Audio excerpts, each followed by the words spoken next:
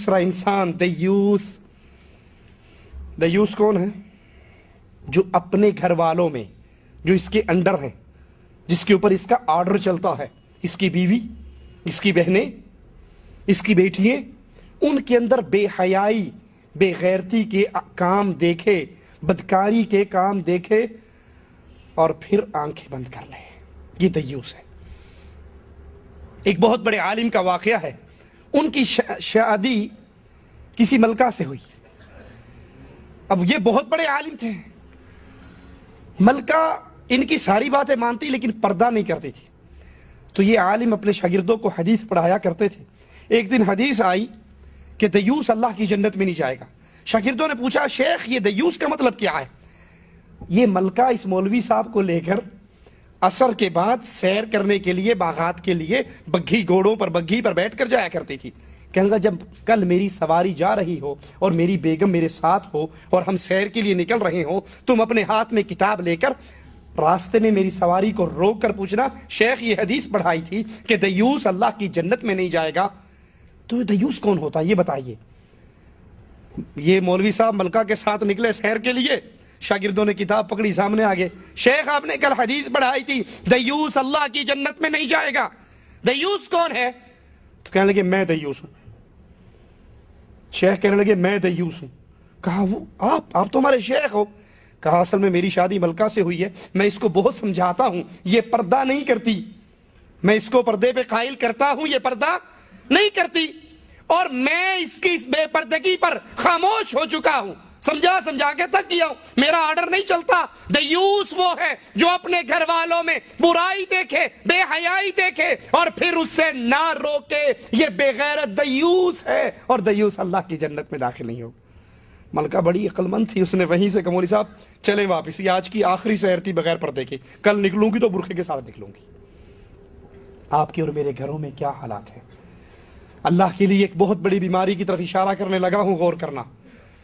کتنے وہ گھرانے برباد ہوتے ہیں ٹیوشن کے نام پر۔ بچی میٹرک میں ہے، ایف اے میں ہے، ایف ایس سی میں ہے، بی ایس سی کر رہی ہے، ٹیوٹر گھر میں آتا ہے اس لڑکی کو پڑھانے کے لیے، اور تنہائی میں بیٹھ جاتے ہیں، دونوں کمرے کے اندر بیٹھتے ہیں نا۔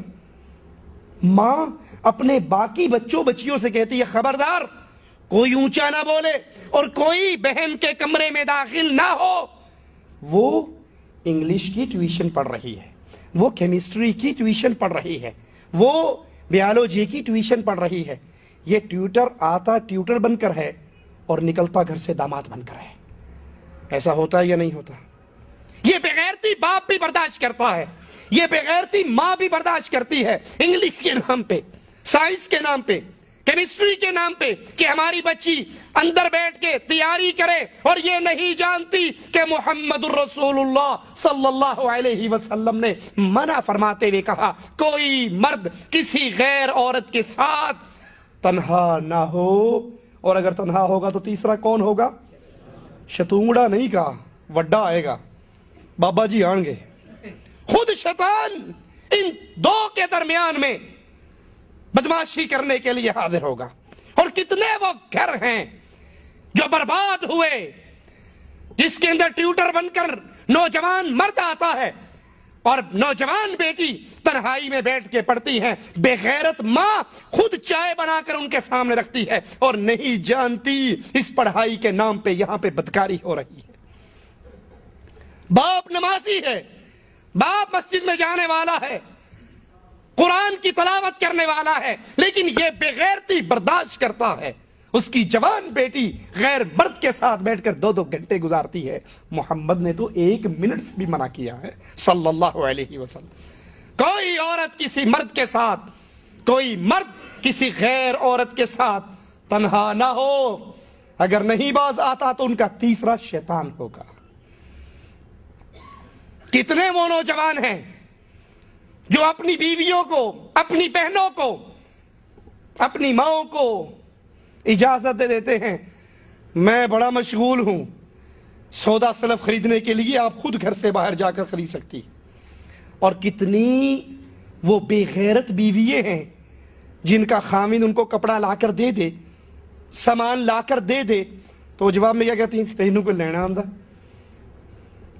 تو 400 روپے کا سوٹ لایا، میں 300 کا لائی، وہی سوٹ جو تو 400 کا لایا وہی سوٹ میں 300 کا لائی، نہ تجھے کلر کمبینیشن کا پتا ہے، نہ تجھے کپڑے کی کوالٹی کا پتا ہے، نہ تجھے لین دین کا طریقہ پتا ہے، اور یہ نہیں سمجھتی کہ یہ جو 100 روپے کا ڈسکاؤنٹ ہوا ہے یہ کیوں ہوا ہے؟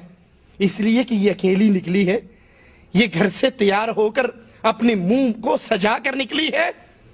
برقعے کا ایک کپڑا اول تو منہ کھلا ہے، اور اگر کوئی چھپانے کی کوشش بھی کرے گی تو ایسا لگے گا جیسے اس کا ناک جلا ہوا ہو، صرف ناک کو چھپاتی ہے یہاں سے ہی، اور یہاں سے لے کے یہاں تک پورا منہ کھلا ہوا ہے۔ جو ہی کپڑے والے کی دکان میں داخل ہوتی ہے اس نے کپڑا ٹانگا ہوا ہے، سیدھا کر دیتا ہے، اس کو اس کے پیچھے بٹھا دیتا ہے۔ ادھر مردوں کا الگ سٹول ہے، عورتوں کا الگ سٹول ہے، خود پردے کے پیچھے جا کر بیٹھ جاتا ہے، یہ دونوں تنہا نہیں ہوئے۔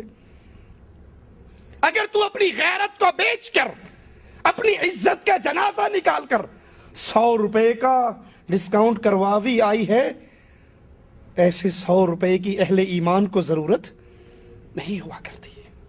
یہ بے غیرت ہے، یہ دیوس ہے، جس کی ماں، جس کی بہن، جس کی بیٹی، جس کی بیوی بازاروں میں بن ٹھن کے نکلتی ہے، خوشبوئیں لگا کے نکلتی ہے، پاؤں کے اندر پائل پہن کے نکلتی ہے، حالانکہ محمد رسول اللہ صلی اللہ علیہ وسلم نے فرمایا جو عورت خوشبو لگا کے گھر سے نکلے، اس کی خوشبو نامحرم مردوں تک پہنچے، فَهِيَ زَانِيَةٌ زَانِيَةٌ زَانِيَةٌ، یہ گندی بدکار زانیہ عورت ہے۔